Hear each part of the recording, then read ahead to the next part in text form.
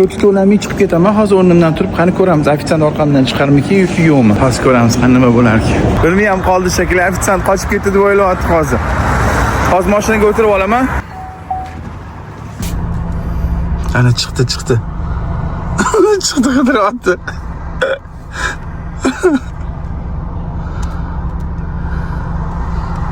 Ana qidiryapti.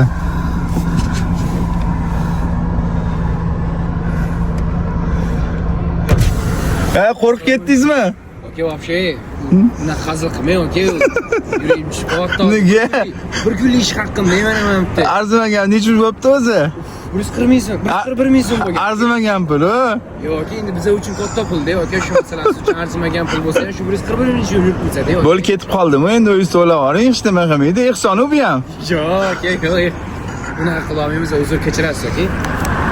Mana. Choy beramiz bardak. Yo'q, qarang, mana 200 ming. Zdachingiz kerak emas.